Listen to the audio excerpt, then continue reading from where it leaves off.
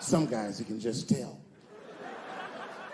The other one seemed like a money guy, like maybe he was from Texas or some shit. But the gay one was definitely the leader, because he did all the talking. And then he hit me with, so David, do you have any movie ideas that you would like to pursue? The truth is, I don't. But if you know the game, you're not supposed to tell motherfuckers you don't have ideas. I was like, yeah, man, I got plenty of ideas. And he called my bluff. Really? Like what? Huh?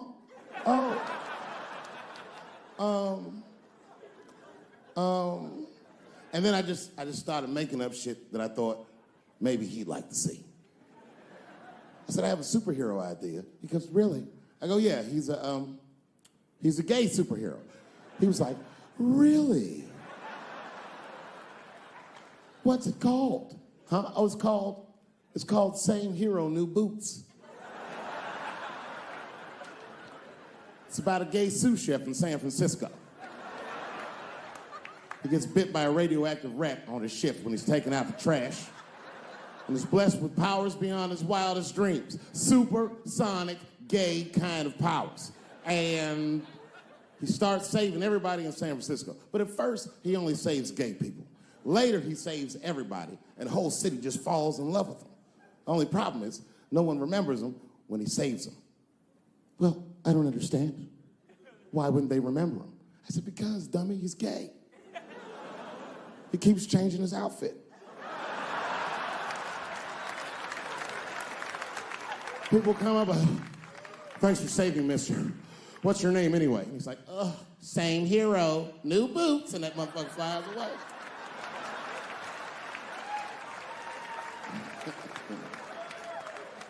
He was like, I like it a lot. The Texan didn't like that shit at all.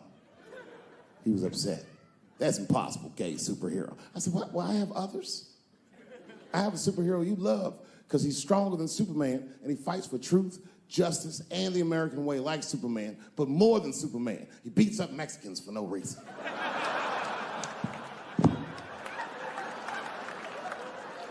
The Texan's like, you got my attention. I was like, man, this motherfucker is so strong, he can fly and do all this great shit. Only problem with this guy is he can't even activate his powers unless he touches a woman's vagina. Not a long touch, just a couple of pats.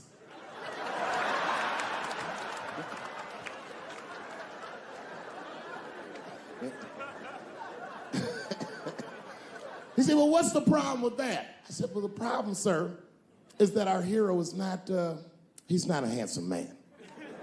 And he's often short on cash.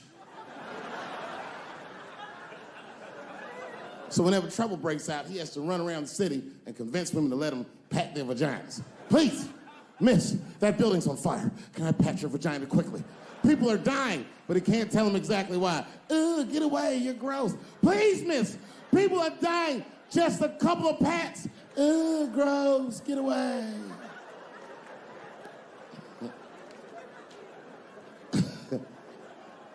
So he rapes them. I know. That's the dilemma for the audience.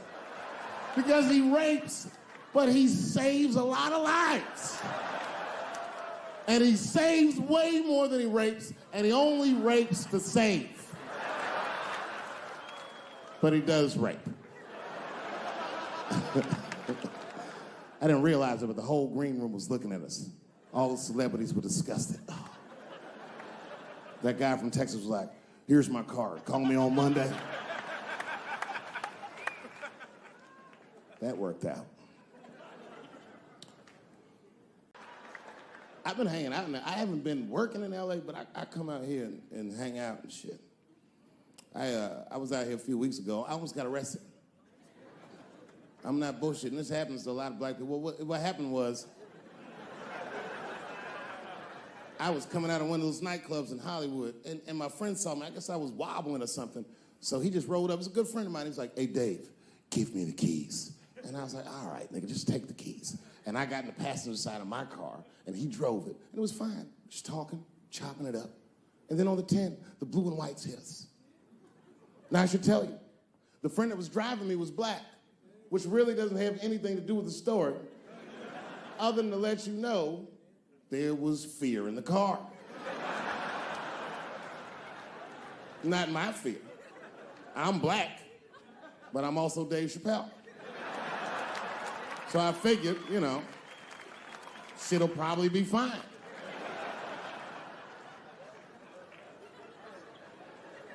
Traffic stop started off on the right foot. Cops came up to the driver's side. Hi, how you guys doing? And he recognized me immediately. Oh, Dave Chappelle. And I looked at my friend like, we getting out of this shit.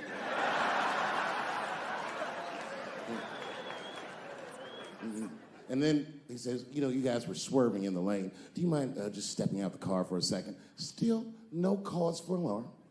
I looked through the rearview mirror. The body language of the arrest looked good. He was talking. So then I started fucking with the radio. Traffic stop's going good if you listen to the radio when someone else is outside of the car. But then when I looked back in the rearview mirror, something had gone horribly wrong. The motherfucker's back there like. And the next thing I knew, they were stuffing him in the back of the car. And I thought, when anybody would think of a situation like that, oh my God, what is gonna happen to me?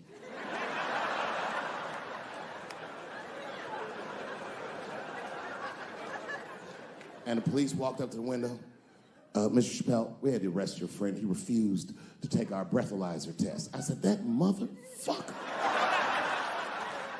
Not complying, that's odd. So, officer, what's gonna happen to me? Well, you're fine. We're just gonna have to ask you to step out of the car so we can impound the vehicle, and we'll arrange for you to have a ride home. I said, oh, well, nah, I would rather you just give me the keys. They said, well, Mr. Chappelle, your friend already told us he's your designated driver. We can't let you drive in this condition. I was like, no, nigga, I'm good. I'm good. And then suddenly the shit turned into Vegas. He was like, I'll let you blow for it. I said, excuse me? He said, if you blow on my breathalyzer. I said, oh, nigga, I thought you was trying to get your dick sucked.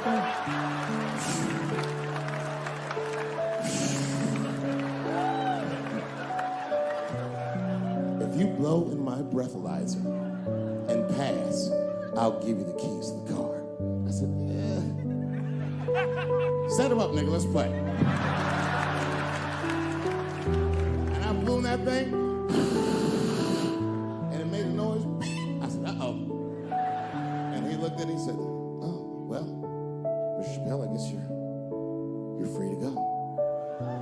I said, I am. I didn't know that thing didn't pick up weed. I drove home on the 10, 30 miles an hour. Yeah, it all worked. It all worked. I'm one of the lucky ones. It doesn't work out that well for everybody. I saw that videotape of that lady that got beat up in L.A. in the traffic. You see that shit on rush hour traffic? They beat a black woman's ass. This woman didn't even do anything wrong. It was fucked up. It was so fucked up it didn't even go to court. The city of LA just gave that woman $1.5 million for her pain and suffering. That is not bad, considering that's the same amount of money that Marcos Maidana made to fight Floyd Mayweather the second time. And this woman obviously hasn't trained a day in her life. You can see it on the tape. She didn't come to fight. Her guards were low. She was taking a lot of shots.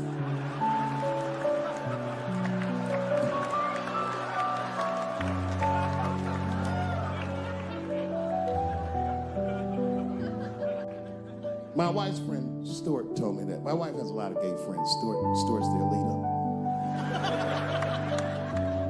She has a lot of gay friends. And I don't like them.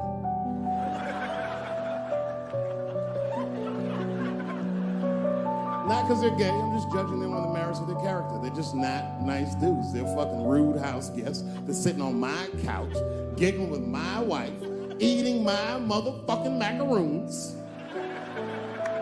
And I come in, they act like the party's over. Hey, Stuart, what's going on? This guy talks to me the way a cat would speak if a cat could talk. Hi, Dave.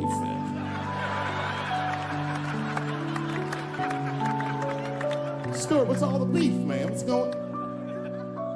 He always wants to have some kind of gay political argument. The last one was about a petition in federal court to take the words husband and wife out of the law. I said, well, why would you want those words out the law? He said, because it discriminates against same-sex couples. I was like, niggas, please save me the semantics. Just trust me. Take your chips and get the fuck out of the casino. You're about to crap out. Just go outside, talk that over amongst yourselves, and whichever one of you is gayer, that's the wife.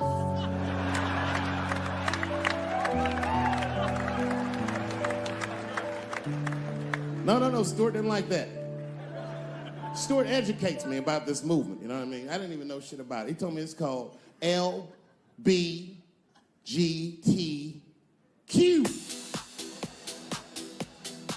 I was like, what the fuck is the Q? Does that even make sense, Q? Turns out Q is like the vowels. That shit is sometimes Y. For gay dudes that don't really know they're gay. You know what I mean? Like prison fags are like, well, I'm not gay, nigga. I'm just sucking these dicks to pass the time. I'm not G, I'm Q. Ugh.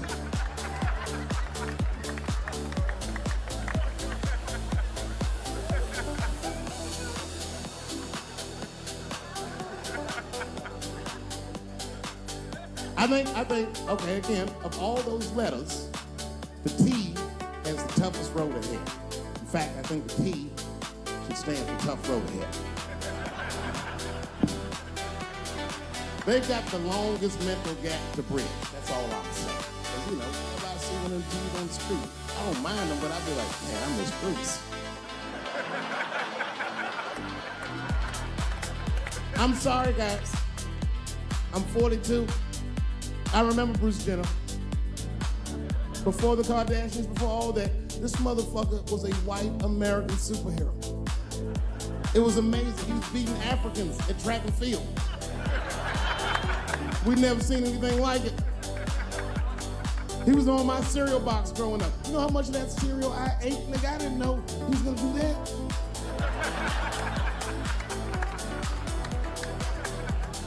I knew before you guys knew. I heard things on the street in Hollywood. You know, you used to be out and see people. Hey, what's up, Kanye? Why the long face? Nigga, you'll see. Got 2 mother-in-laws now. And when I heard he was gonna do it, I was scared. I didn't think the public was ready. I didn't think the media was ready. And you know what? I was wrong. Not only did the public embrace him, but the media was nice. I've never seen anything like it. Welcome to the world, Caitlin. So long, Bruce. Hello, Caitlin. I was shocked. Is this happening? Wait a minute, is this a time in American history where Americans can make a decision for themselves?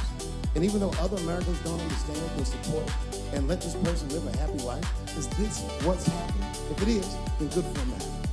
That's Dave Chappelle, the American.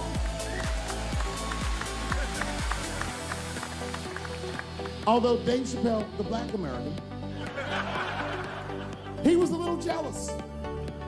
I was like, how the fuck are transgender people beating black people in the discrimination Olympics?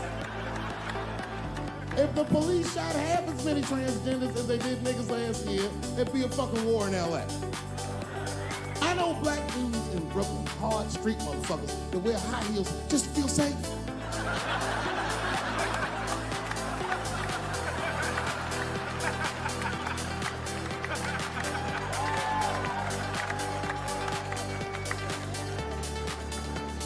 Transgenders are gangsters. I used to do business with the transgender in Hollywood. Man, everybody would be scared of her in the boardroom. She'd walk in there, newly minted woman, high heels, purse.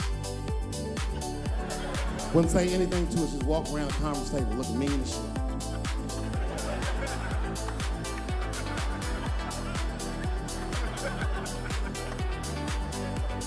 Then she walked to the head of the conference table, stare at us all. Reach in her purse, pull her old dick out and throw it on the table. Let's talk business, gentlemen. Ah!